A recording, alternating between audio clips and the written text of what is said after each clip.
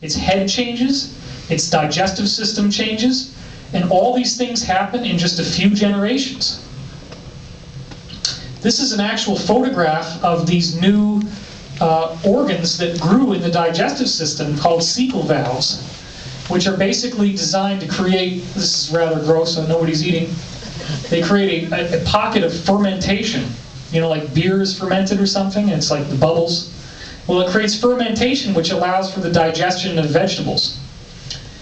None of these lizards have ever had cecal valves before. This is completely unique in the entire history of the wall lizard. These are different variations of the species. You can see slight variations in the size and shape of the head and the snout just based on this little picture here. I actually have these guys in the backyard up in Malibu, and that's why it was even cooler that I discovered that they're part of this really cool experiment. So these are just different variations of the same genus, but what we're dealing with here is one particular species that was transplanted that had massive changes. So these adaptive changes allowed them to eat plants. It also stopped them from having instinctive behavior of defending their territory. They no longer fight with each other because now they have an ample food supply. So this is what he looked like after he evolved. This means that the shape of his head got larger, the shape of the jaw got larger, these nasal passages got bigger, his entire digestive system changed in here. He evolved. And it was based on the changes in his environment. So it gets even better once we go over to Russia. Now that's a mouthful. Woo. Try to say that 3 times fast. Dr. Tzyan Kanchezin did a unique DNA experiment involving ducks and chickens. You can see where this is going already. Now this is the hideous contraption that he created for this Frankenstein type of experiment. It's basically like the size of a hat box, 5-sided enclosure, in which there are holes in each face of the box. The holes then have these funnels attached to them. The funnels are open to the air, so if you yell in here, it's going to go in here. And then these are little copper pipes, and these are hollow too. So all the air between this room and this room, you can breathe the air between the two. Everybody with me? Is everybody following what I'm doing here? Then you have a little, what's called a parabolic dome, which is just a curved mirror that you put on top of the room. Now, in this highly stunningly accurate Russian diagram, this is a duck and this is a chicken. You can see, notice the detail on the head and the... Hey, he's Russian. I mean, give him a break. He's got like, what, Microsoft Paint is what he probably did this with. So anyway, here you have a 3 gigahertz electrostatic generator. Well, that's a very technical, scientific way of saying that it's a microwave. So he's zapping the poor little duck with microwaves. Highly unethical. Okay, I admit that. We're not denying that. But remember what we said about microwaves before? Like from radiation from the sun? Remember what happens? What did we say? DNA gets unzipped, mutation starts to happen. So he's zapping this poor little duck with radiation for 5 days in a row. Okay, that's what he's doing. So he's basically activating the DNA, unzipping the DNA to some degree. Now, what has he got over here? He's got a chicken. And what's important is that this is not a rooster, this is a hen. And the hen has developing eggs inside its womb. Well, you cook this up for 5 days, you leave them in there, it'll peck at their little grains and do what they do. The chicken decides that she's going to lay her eggs. This is what the duck looks like. Notice that there is webbing between the feet here. Pay attention to that. Pay attention to the extended beak length, the extended neck length, the larger size of the internal cavity of organs. Notice the chicken, there's 2 toes right here, you can see it. There's no webbing between the feet. The neck is much shorter and the internal cavity is much smaller. When this chicken gave birth to these eggs, they were duck hens. I kid you not. These little guys, and it's very unfortunate that we have not yet been able to get in touch with Dr. Kanchezin and get pictures of these offspring, but they have beaks that are about half the length of a regular duck. The necks are larger. Most of these features disappear around the head. There's webbing between the feet, and the internal organs are substantially larger. And I don't know, I love Asian duck, so I think duck hen would be a really wonderful commercial product. But anyway, this is a really fascinating thing. These are little guys that can breed with each other, and when they have children, they have duck hen children. So if you've ever thought about the duck-billed platypus, that weird looking thing, right? It's got a duck's bill, but it's like a mole. Well, maybe there was a bunch of moles over here and a bunch of ducks over here, and a bolt of lightning struck them, and they all started to have these little guys hatch, and then they bred with each other, and boom, you get duck-billed platypus. Very strange evolutionary cul-de-sac that happened there. Okay, does anybody need a break? Are you guys like burned out by me here? Okay, good. Because we're at 9:30 right now, or no, or later than that. But I was told I could run over and that you guys probably wouldn't mind. So, that's what we're doing. I want to get through some of this material. There's more that we're going to talk about in the next workshop, but I do want to give you kind of like a bow on top so we can tie this thing off. And we probably will have some time for questions, but, you know, as I said, gouge out eyes and claw each other at your heart's content. Who's going to get to ask questions? Dr. Peter Garriev did a DNA experiment involving frog and salamander embryos. Well, we know where this is going, right? Here's our little buddy the frog, and she hatches the eggs, and the little frog eggs down here, there's little embryos growing in them. And then here's a salamander. Well, what would happen if we take the eggs from the salamander, the little embryos, and then we shine a laser beam through those salamander embryos, a non-burning laser. We're not trying to like pry them, okay? Just relax. We're just shining a little laser through them, and then we're redirecting that light into the frog embryo. Anybody have a guess now as to what would happen if you do this? A frogamander? Believe it or not. That's really cool. I hadn't thought of that one. Frogamander. It's not a... Thank you. Stick it right here in my shirt pocket. Frogamander. These little guys completely metamorphosized.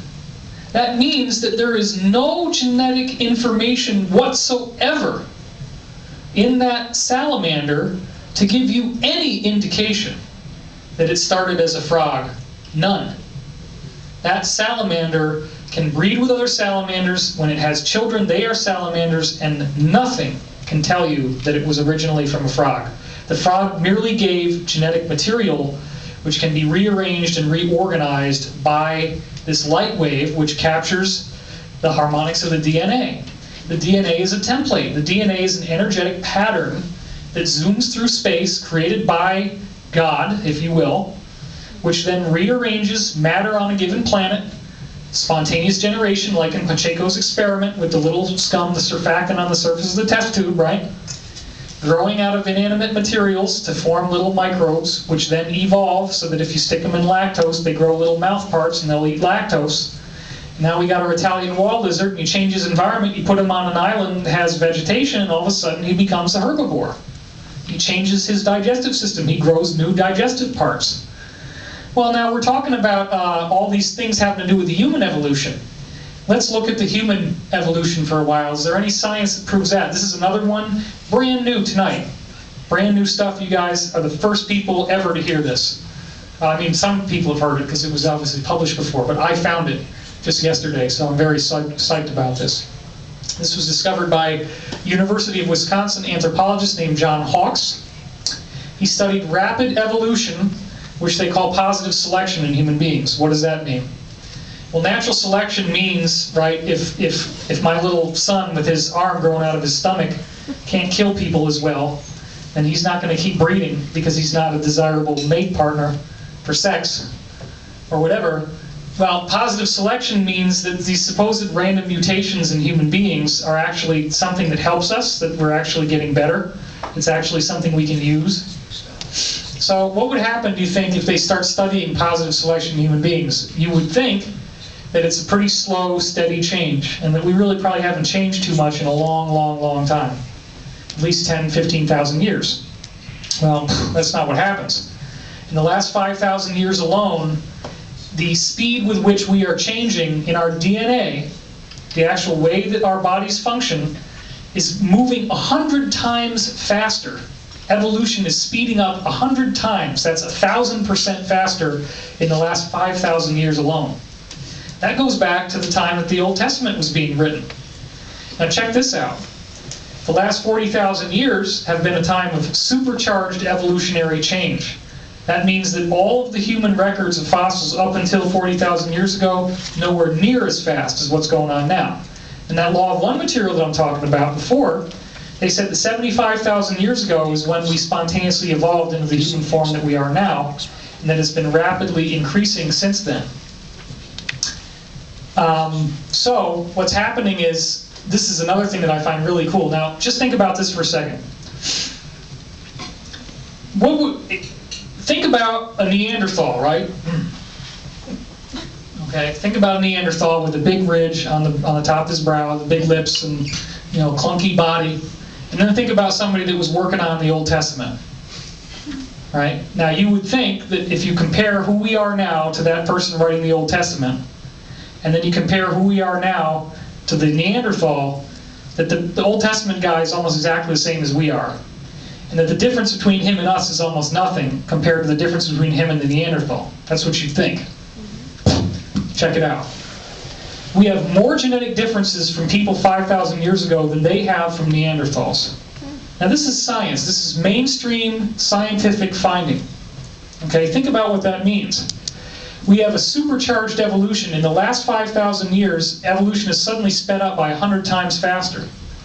Now what were we saying before? We're saying that you take that lizard, you pop him into a new environment, and he changes his digestive system, he changes the shape of his head, and he changes his whole behavior so he can digest plants better. Okay? Well, that's what's happening as this energetic change is going on through the whole solar system. 5,000 years. What did we say? What's happened to the solar activity during the last 8,000 years? Everybody remember? The solar activity is doing what? Rising. It's rising and rising. So do you think that maybe the same energy that could be going through that laser that shines through the salamander embryo, then goes into the frog embryo and rearranges the frog embryo, that somehow there's energy coming from the center of the galaxy? It's doing the same thing to us, so that in the last 5,000 years we are now more different from those people than they were from the Neanderthals. This is where we're getting into how does 2012 really work? What's going on here? Could DNA be an antenna? That's the next thing that we have to acknowledge. DNA is tuning into some sort of energy field. It is actually structured by hyperdimensional energy. Now, this is a work of Dr. Robert Pruitt. This is a typical laboratory plant that's studied and has been studied for the last 25, 35 years. There's nothing really special about it. It just happens to be the one that everybody agreed on so that they would be able to have the same results when they looked at things. Now, what they found is that in the lab you can induce mutations. Again, this is a process using radiation. You induce abnormalities, and this is where the flowers are growing in these very distorted ways, these little bubbles where they shouldn't be. That's not an evolutionarily functional change, because obviously the pollen is going to fall out and the petals aren't going to be right when they open and so forth. Now, what he found was that in approximately 20 to 25% of all the cases, no matter what he did, no matter how badly they messed up the DNA would spontaneously repair itself. So all that crap about Terminator seeds, right, where Monsanto is trying to generate corn that can't ever fertilize itself, and then you say, well, what happens if these crops go wild and then they all die? Guess what? The DNA wave is going to rearrange life in order to be alive, in order to fix itself. It fixes errors in the code automatically. So we can't destroy life on this planet. It's not going to happen. And here's a very chipper looking man. This is Dr. Glenn Ryan. Looks like a mugshot. Happens to be the only photograph of him I had at the time. Now I have a picture of him that's much nicer, but I use this one for comic relief.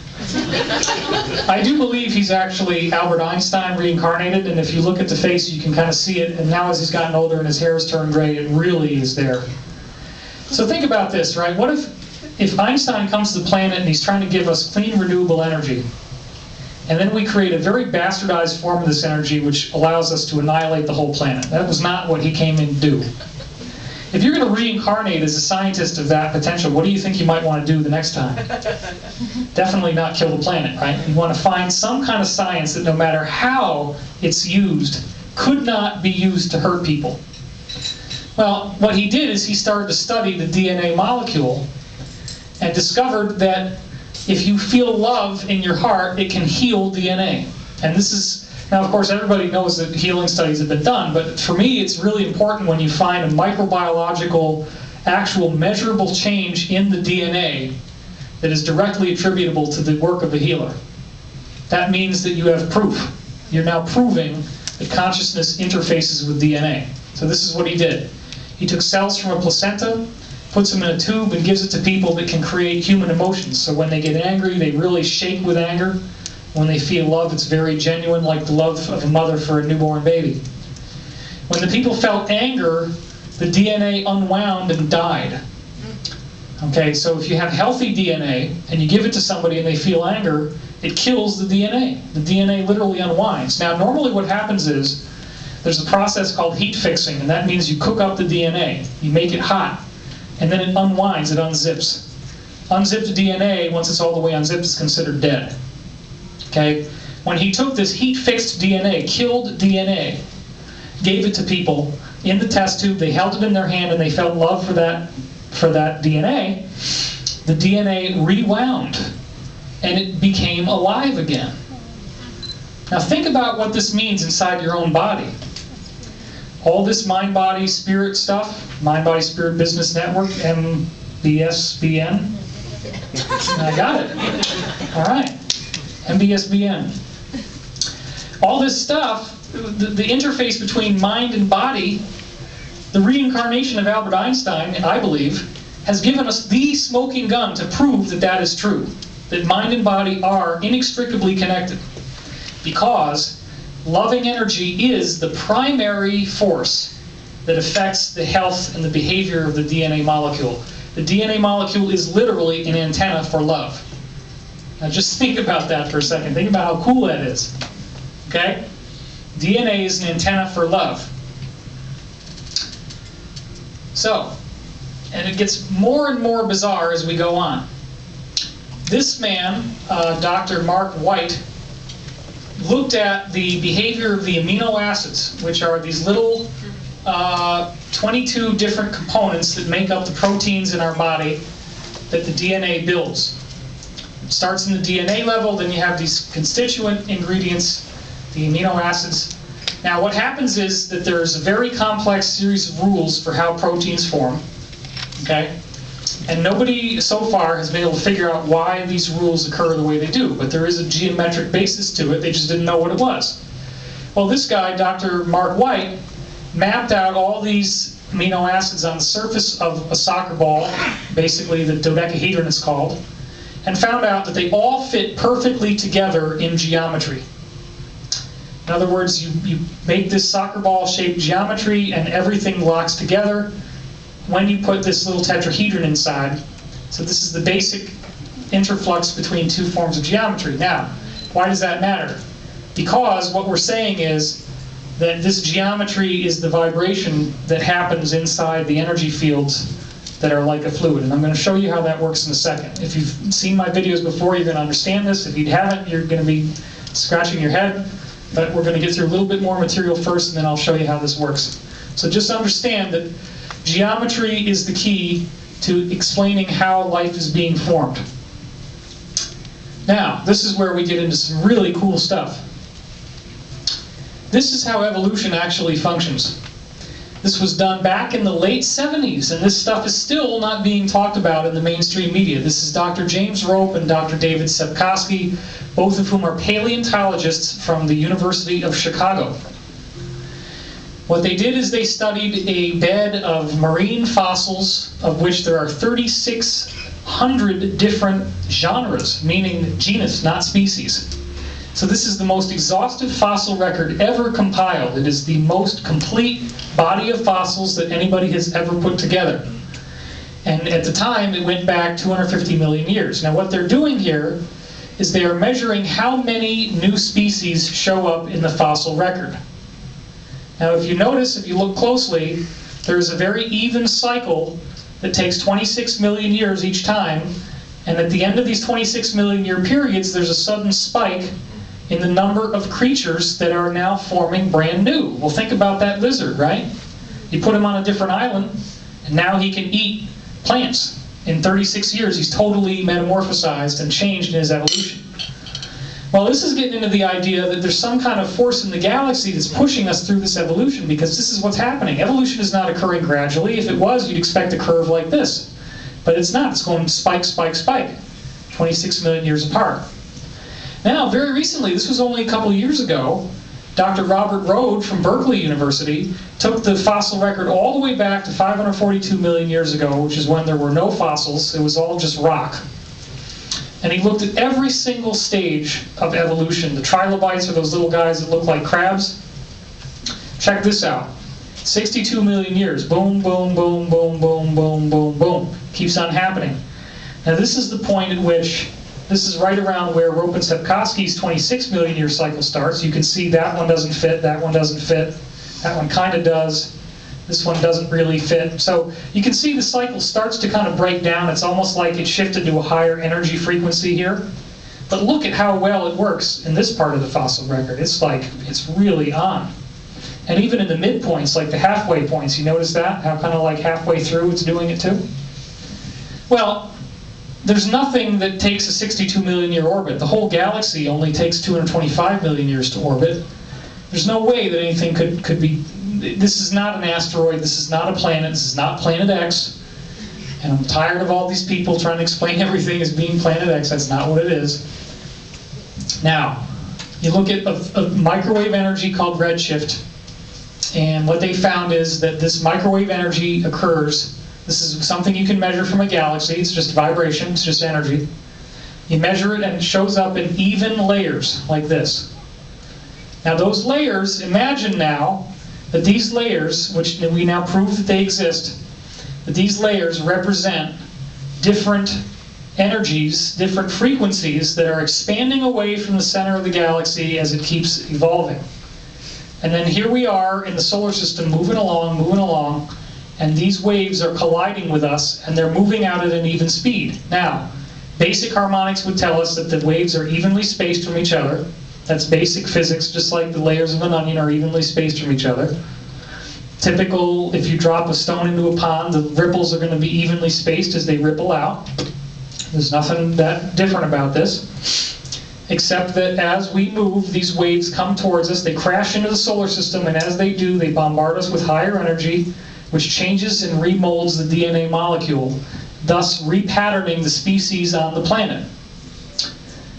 And here's another photograph of some other examples of this. So this is what it kind of looks like, these waves of energy that are expanding away from the center. And what's happening right now as we head towards 2012 is that the latest wave front is colliding with wherever we are, because we're right about here in the galaxy. And it's hitting us, and it's charging up all the planets, and just like it's been doing in the fossil record before, it's having a direct change on our DNA. Our DNA is evolving and adapting to the changing energy that we are now seeing.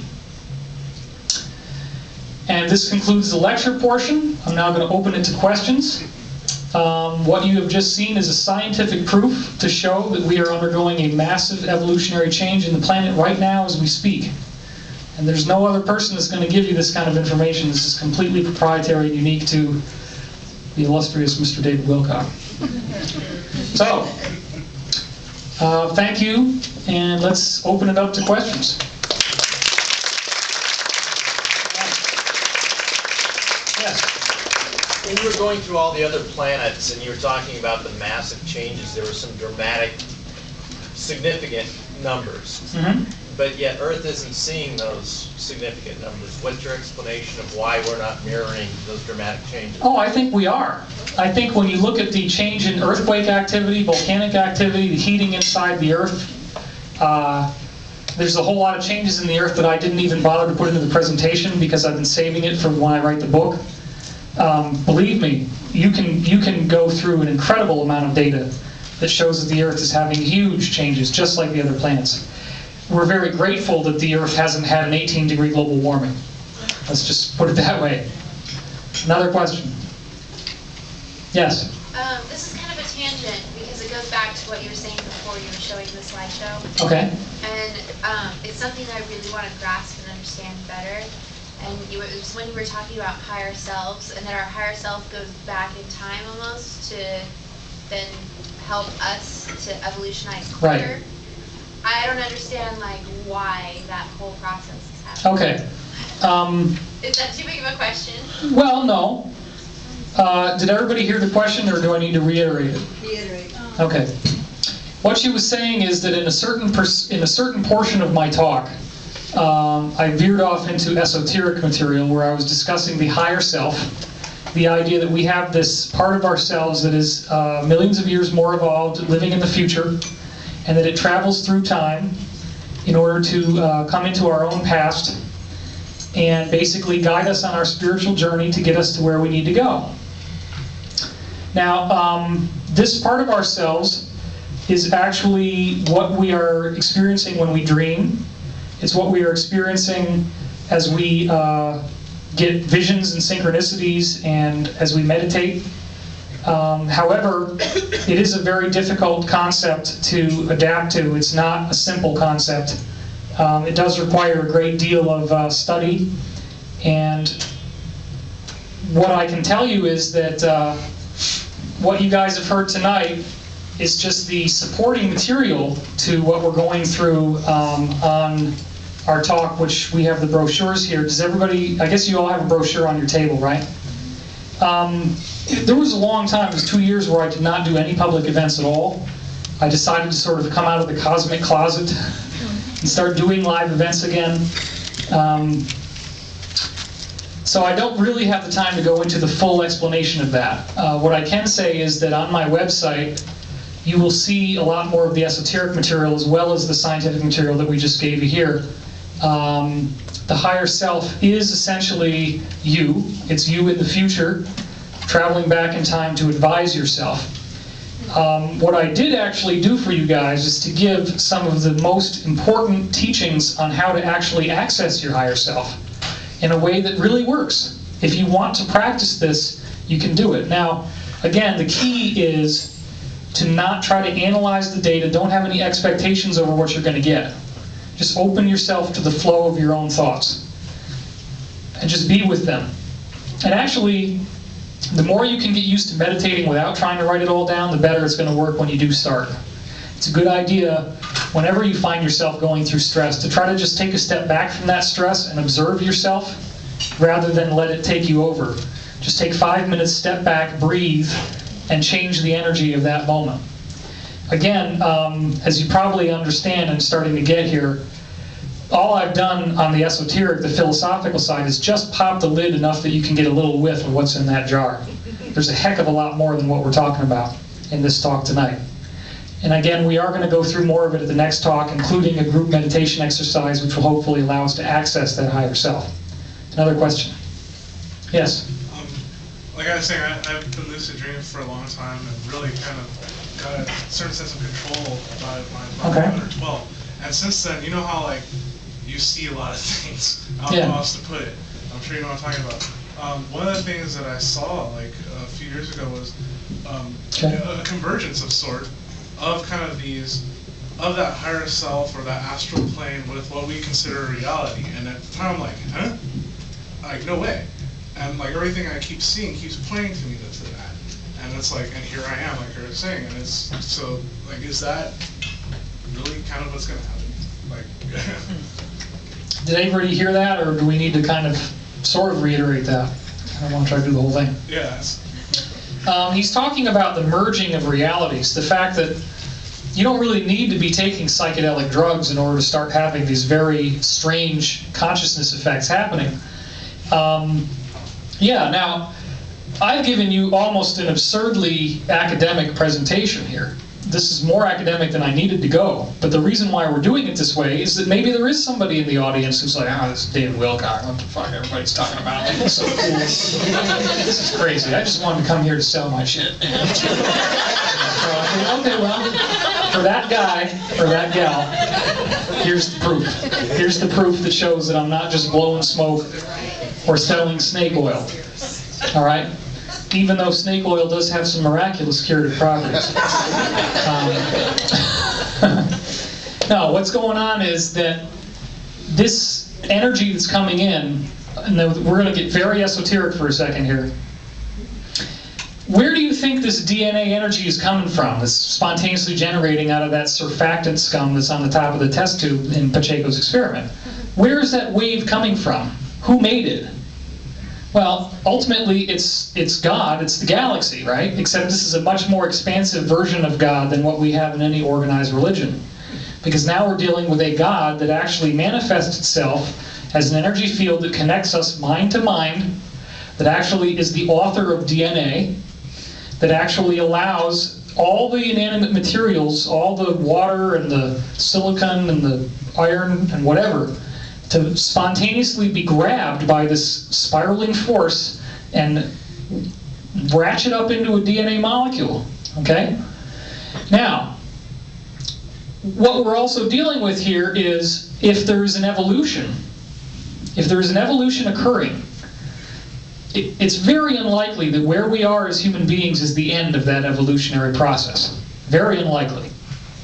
Well, okay, then what we have to do is try to look into what we know about human beings and see what are the qualities of human beings that are not things that most people have. What are the certain special, maybe perhaps more evolved human beings doing and thinking and feeling that other people are not? Well, we turn them into great teachers. We turn them into great philosophers. We turn them into great masters like Jesus.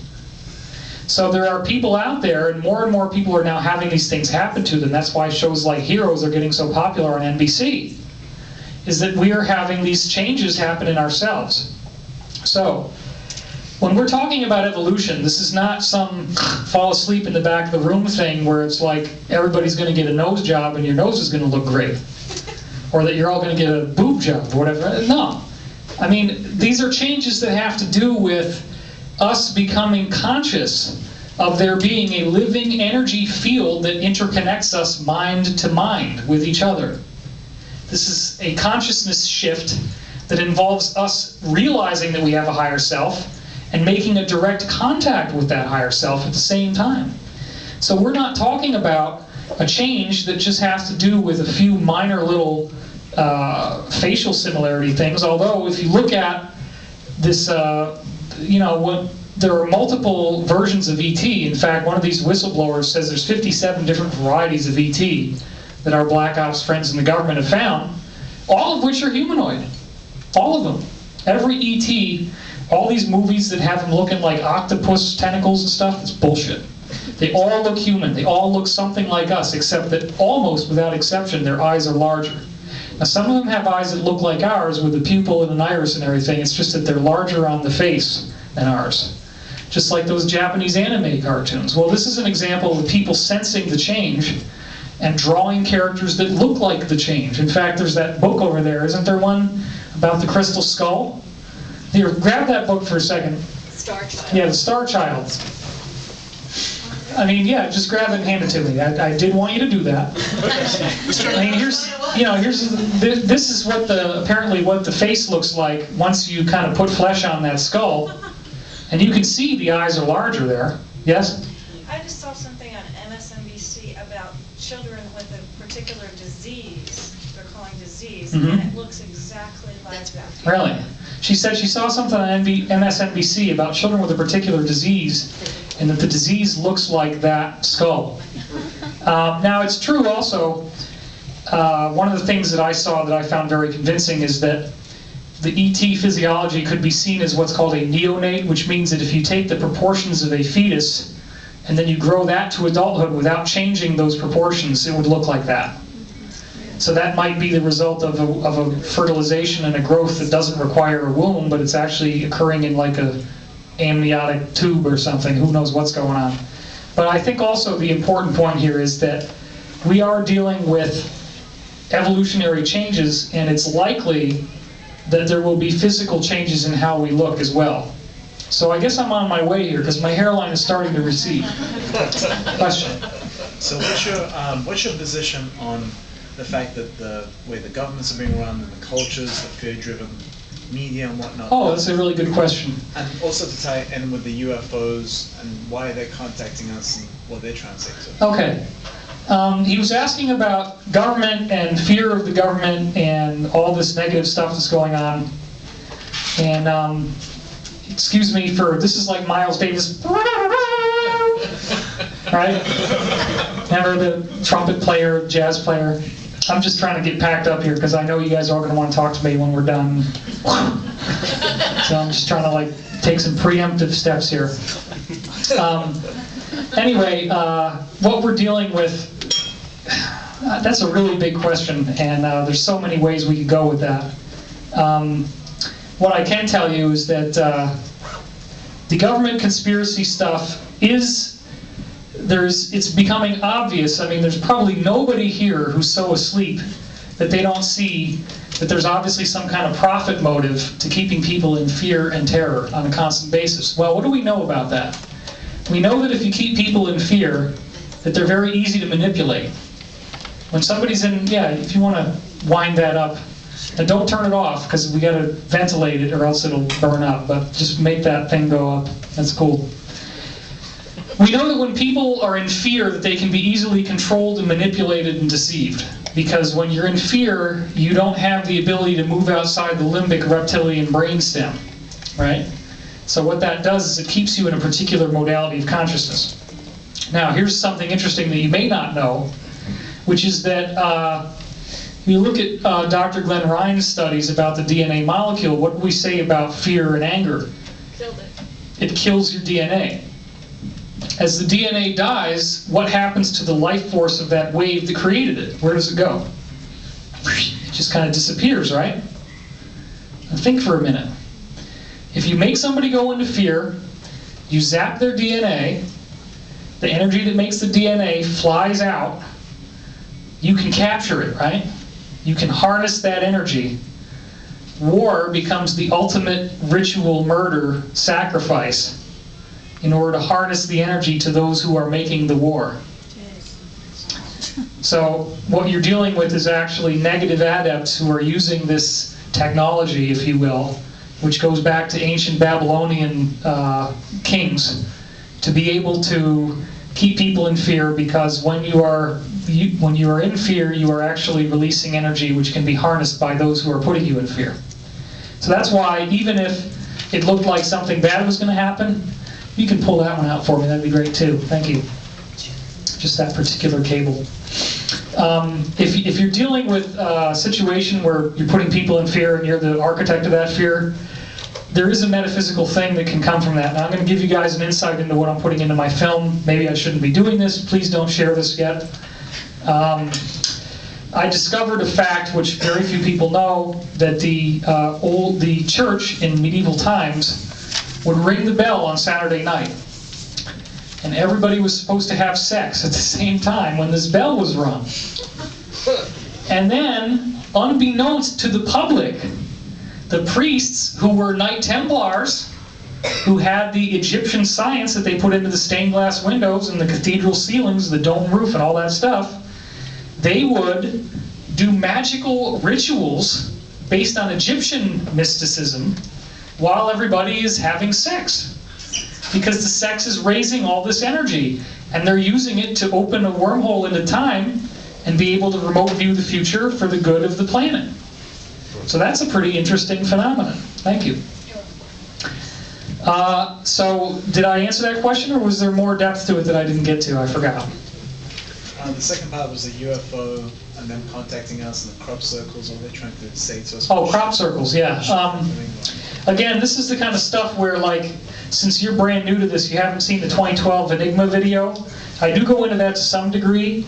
The geometry stuff I didn't really have the time to go too much into here just because of time consideration. But crop circles are very much obviously something that is coming from a higher plane. It's obviously not just a bunch of an army of hedgehogs running round and round. Right? All these stupid skeptical explanations are Doug and Dave, these two guys that are stomping the crops down after they've had a few pints at the pub. These are phenomena that are so precise and so geometrically perfect that they defy understanding. And if you look at the work of Dr. Norman Levengood, he's shown that the growth nodes on the stalks are actually being bent without breaking, as if they were heated by microwaves. Something that a lot of people don't know is that the water table underneath the crop circles evaporates. So it appears that the technology they're using is able to remove the water so that it keeps the crops from actually burning when they're zapped with energy. So the water suddenly disappears from underneath. So the crops don't burn. Some of these formations have showed up in a very short period of time. You know, the crop looks fine at 3 o'clock in the morning, the dogs start barking at 3:10, there's a big crop circle there. So that is actually documented. And people have actually filmed these orbs of light spinning around, making the circles. So there's a lot of cool stuff like that. In my opinion, crop formations represent a benign extraterrestrial influence that will essentially help you to evolve by giving you geometric patterns that trigger your higher self. So in my next talk, you're going to see those patterns. You're going to actually see a bunch of crop formations, and they're like mandalas, just like stained glass windows. You can meditate on them. And again, I've only started to build some of the stuff that you're going to see in the next talk, which is going to, you know, branch out into a lot of other things. So, okay, next question. Yes? Since the DNA is changing in other people, such as other scientists are starting to find that there's a third strand now that's forming in other people. And there are some experiments that show that, yes. Are the chemtrails or the aerosol sprays a way of dampening that or slowing that down? Okay. As some of you know, and again, this is for the people who don't already know me, this is the kind of thing that I'm going to stave off talking about until I've established some credibility. I have had contact with a number of Black Ops people. It does not mean that I have paid fealty to the Illuminati with blood sacrifice, nothing like that. I am not in any way associated with Masonic or Illuminati or any of these other groups. I am not on an intelligence budget. I am not paid to do these lectures by some shadowy government conspiracy, nothing like that. Although the character who's just like me in my film is. It's very interesting for drama and conflict. But, you know, I just gave away part of the film. Shit. It's an interesting what if. No, okay, so I actually am in a position where I've been told about chemtrails by people who are on the inside that were actually doing chemtrails. Now, they were not directly associated with it, but they knew people who were involved in it. The code name for chemtrails is Operation Rain Dancer. Okay? Operation Rain Dancer has 3 functions. All the other functions that people are attributing to it are not true. Function number 1 is that it scatters a layer of aluminum particles in the atmosphere, which has the intent of reflecting the sun's radiation back towards the sun. So it's being sprayed over desert areas in order to try to reduce global warming. And this is really like pissing in the wind. It's ridiculous. And many other countries are not doing this. In fact, the other countries are disgusted that the US is doing this over our country. So number 1 is aluminum, which creates a reflection of the sunlight back into the atmosphere. Number 2 is barium crystals. What barium does is it takes the indigenous moisture in the atmosphere and coagulates it so as to create rain. That's why when you see chemtrails being sprayed, that new clouds form where they were. That's the barium crystals that are grabbing the water in the atmosphere and creating condensation, which can lead to rain. So not only are you reflecting the sun's radiation back towards the sun, but you're also potentially seeding rain to get the clouds. There's number 3, the fringe benefit, is that you can use this aluminum as a reflective layer for a technology called the High Altitude Auroral Research Project, or HAARP. Now, again, it depends on how deep you want to go into what HAARP is. You could say there's any number of things they could do with that, because HAARP is an electromagnetic tool to stimulate this torsion field, this hyperdimensional energy field. It may be possible to use HAARP to create an emotional agitation in a particular area of the country. It may be possible to use HAARP as a weaponized system that can induce some degree of change in the way a person thinks and feels. However, this is a very important point. You see a lot of people talking about electromagnetic mind control. It does not work anywhere near as well as many of these conspiracy theorists tell you. The only thing that it can really do is create blunt, gross changes in how you think and feel. And again, it's also very important to remember that your consciousness has veto power over anything that's thrown at you. You are not subject or beholden to these negative Illuminati types, no matter what technology they have. There are higher beings of light. That's what this whole thing with my contacting my higher self and Law of One material is about.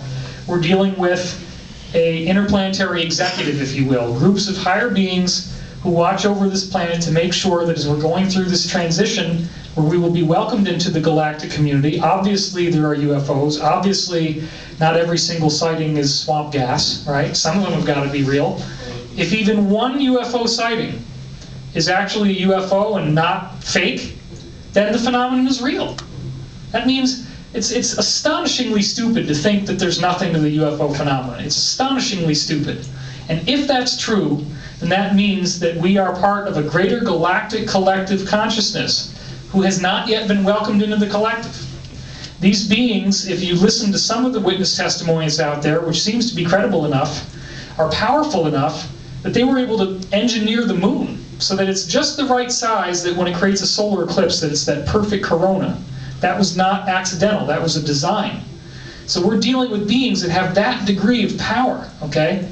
If that's true, then why in the world would they not be able to stop things from happening on the planet that would kill human life as we know it?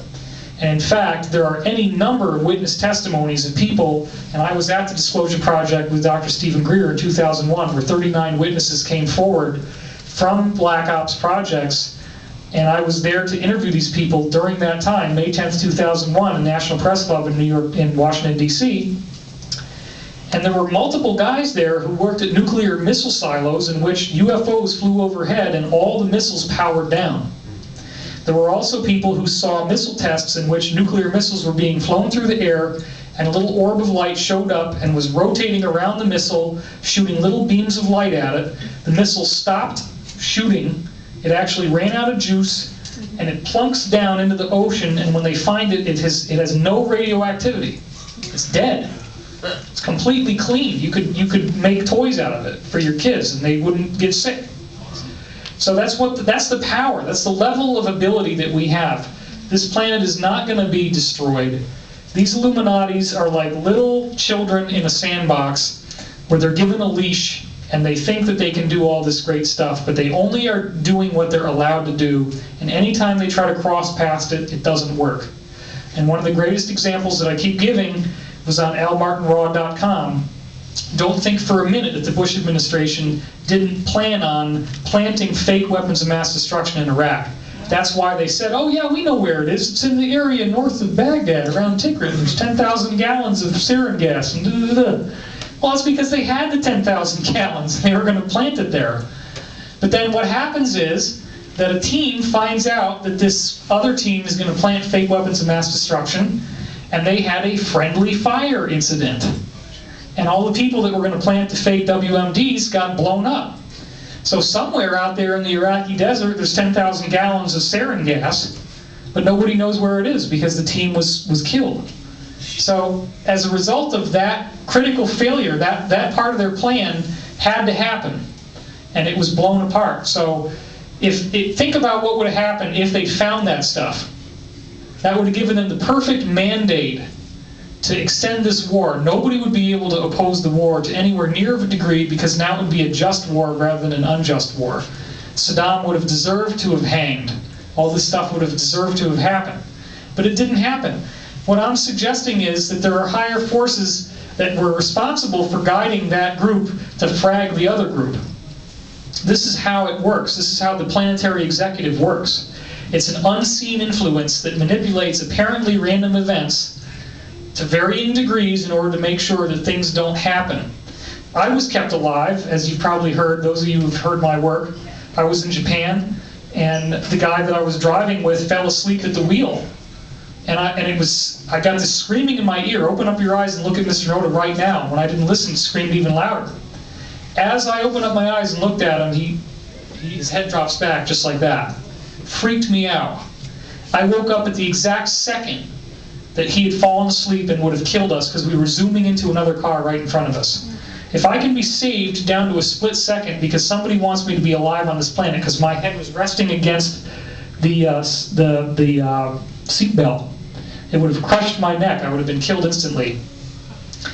Do I worry about a tsunami hitting California? No, because these forces are more than capable of stopping that from happening. They have more than enough energy to make sure that we don't get a tsunami if it's not meant to happen. And if it is meant to happen, your body is just a passing phase of your existence, and you're going to go to another phase. So it's not, I don't fear my own death. I can't be going out talking about these guys, knowing the propensity they have to remove people. I can't go out here and do this if I was afraid of dying. But again, it's not something that I really worry about, because ultimately, we're going to talk a lot more about what ascension means, and again, I should probably say a little bit about Robert Peralla. I'm very honored to be speaking with Robert Peralla. He's going to be at the lecture. He actually is a UFO contactee. He has a great story. He's been on television. He's been on many, many radio talk shows. He's been doing this a lot longer than I have. He's a great teacher, and he will actually help to give you context on things like the Hall of Records and Ascension from his own perspective, which I feel is very valid. And this is the only time that you're ever going to see the two of us talk together unless we decide to do this again. So you had a question too, right there. I wanted to know your thoughts about the crystal and indigo children. Crystal and indigo children. Excellent, excellent, excellent question. Okay, this gets into, again, the more esoteric material, and I want to make a clear distinction between that which is scientific and can be proven rationally, like what I just showed you, and philosophical information, which essentially cannot be proven, and is more reliant upon your discernment as to whether you choose to accept that something like this could be true or not. We can't prove that it's true. We have data to back up the fact that it may be true. That's an important distinction. With those caveats and disclaimers in mind, I will proceed. The information about indigo children and these various types does essentially come back to the idea that in the Law of One series, and many of you have heard this, this planet was an experiment. This is not the way it's normally being done. A typical planet in our galaxy, and in many other galaxies, goes through 3 cycles of 25,000 years, more or less, in length. It's actually closer to 26, but we'll say 25. 3 cycles of 25,000 years. At the end of each of these cycles, the people on the planet have the opportunity to graduate from third density, which is where you're making a choice between loving people or manipulating and controlling people. And all you have to do is be a little bit more tipped in the direction of loving people than the direction of manipulating and controlling them. If you're 51% good and 49% evil, literally, you're good to go for this change. And I'm saying evil, obviously that's a very subjective term, but the point being that people think about this ascension thing as, oh my God, how am I going to make it? It's like, well, are you being loving 51% of the time when you're interacting with other people? Yes or no? And if the answer is no, then why not? Because actually loving other people is fun. You enjoy it. It comes back to you. So very few people should have any problem with this. The thing is that they do. And here's what happens. These planets have 3 cycles of 25,000 years. Normally what happens is that about 15 to 20% of everybody graduates at the end of the first cycle, about 60 to 70% graduates at the end of the second cycle, and then you kind of mop up at the end of the third cycle. Whoever remains, that's when you get them to graduate.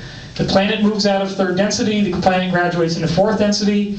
Everybody from the previous cycles reincarnates at this point on the planet, and everybody's happy, and everybody moves into this level where they have unconditional love and where they can telepathically communicate and levitate and use telekinesis and all these wonderful things. Travel through time, etc., build UFOs, whatever. Now, we have a planetary executive or galactic confederation, whatever you want to call them, and what these guys did is they noticed that in some cases you have 1 cycle, 2 cycles, 3 cycles. At the end of the third cycle you get this bunch of stragglers. And they don't want to graduate. They're just digging in their heels. They're not evil and they're not good. They're just kind of in between. They're not... Now, this happens a lot in relationships. You can see how this works in relationships. I'm going to give you an example. And of course, nobody here has ever done this. Okay. How many times in relationships have you had a partner who gets upset about something that has nothing to do with you and they make it your fault? Right? Can I get an amen on that? They're upset about something totally different. They get triggered, right? Why do you always leave the seat up on the toilet? God damn it! And then what they're trying to do is they're trying to goad you into having a response. Well, eventually what happens is you get angry enough that you have some kind of inappropriate response. Oh my God, I can't believe you just said that. And then the whole entire argument now is on what you just said. Never mind the fact that you were goaded into doing it in the first place. This is exactly what Hillary Clinton is doing to Barack Obama. Right? They're dragging this thing out. It's the 23-round boxing match. All of Barack Obama's money that he's raising, I just sent him $500 today because I want to see the guy win. All the money that he's raising is getting financed into the media machine, right? Because he's buying ads. So the media has absolutely no commercial interest in stopping this thing. They want to see it go right to the bitter end. So even if Dean comes out and says, hey, you guys got to make up your mind, nobody wants to see this thing end. So what's Hillary doing? She's baiting him. Oh my God, he said that people are bitter. They're bitter? Is this some big fucking shock, right? Wow. Yeah, so people are bitter. How about that? Oh, you know, the economy's in the toilet and all the jobs are going overseas and I wonder. So, but this is what's happening. You see, the political arena is now showing us on a collective level what's happening on an individual level. There are people who are so addicted to this tension resolution cycle that they never face their own inner demons, what's actually causing them to be so unhappy. They keep blaming other people for why they're unhappy. Well, you did this to me, and you said this, and da-da-da-da. And then once you make that claim ticket, they save all the claim tickets. Have you noticed when you read these articles about Obama, that every single tiny little piece of dirt that they've ever found, well, Reverend Wright said, goddamn America. Well, Obama said people are bitter, and it's like they whip out the laundry list. They've got all the claim tickets, the tiniest little shards of negativity that they can find against this guy, right? Whereas with Hillary, it's like a new conspiracy on practically every 2 or 3 days, right? It's like she lied about the sniper fire in Bosnia. I don't even want to go into it, it's so stupid. Anyway, the point is this, right? Let's go back to the cosmic. There's all these little stragglers who are left behind on the end of 3 cycles that are this kind of people playing these tension resolution cycles that can't ever realize that they're culpable for what they're doing. They're blaming their partner. They're fighting in their relationships. They're never able to take personal responsibility and accountability for how they're involved. Now, I'm not saying they're bad people. I'm saying they're confused. And they're hanging out here. Maybe there's 100,000, maybe there's 1 million of them, but the Galactic Confederation is saying, hey, you know, there's not enough of them to really warrant creating a whole new planet just for them. So we kind of gotta do something with them. So, hey, I got a great idea. Let's take this one planet, and let's take like 16 different groups from 16 different planets, right? Where people didn't make it, where they all were flunked out. And we're going to put them all together on this one planet. And won't they all be so happy? They're all just going to find each other and get along, and they're going to appreciate the fact that they're going to all have different races because their DNA originated on different planets, and the DNA harmonic means that some of them are going to be black, and some of them are going to be Asian, and some of them are going to be Aboriginal, and some of them are going to be, you know, the Native American style and the Caucasian style. And, you know, they're not going to want to fight each other because they look different. They're not going to want to fight each other because they dress different, or that maybe one of them is advanced technology and one of them is tribal. No, they're going to all get along. They're going to be very happy together. So, this is what happens when you get beings in 6th density, which is like 3 levels higher, millions, tens of millions of years more evolved than we are. Up there, it's like blissed out all the time. It's like a bunch of stoners. Wow, this is going to be great, man. We'll take all these people and put them on one planet. Check it out. They're all just going to be so happy. I like that. That's good. That's real good. Anyway, so So most everybody in this audience is one of the people that did this. Okay? We're responsible for creating this mess. So what do we have to do? We get karmically bound to the planet. The first cycle on this planet, normally there's 20% of people ready to graduate. Guess how many we had? 0. The second cycle, you're supposed to get 60 to 70% of the people remaining graduate. Guess how many we had? About 150. Not very good. It was 25,000 years ago when that happened that all of a sudden this alarm bell goes off in the Galactic Confederation. And that's essentially when we realized that we were screwed. That we had created this problem. We had put all these people together, and they had totally lost touch with what they were supposed to be doing. They were not evolving, they were not growing. We screwed up badly, and the only way that we could fix it was to actually volunteer to reincarnate in human form, which is the equivalent, my readings have said this, is like the equivalent of chopping off your good arm, your writing arm, and then going down and having a